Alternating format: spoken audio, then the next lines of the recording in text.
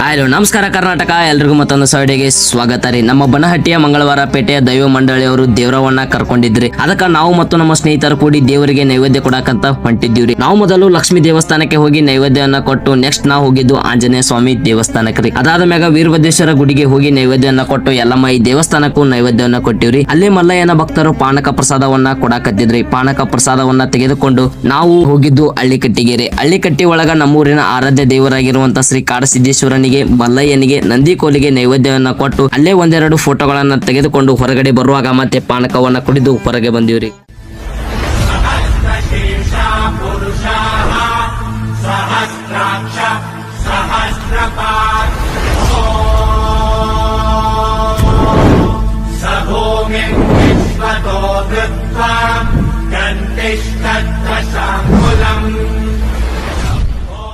ಇಂದಿನಿಂದ ಹಿಡಿದು 5 ದಿನಗಳ ಕಾಲ ಮಲ್ಲಯ್ಯನ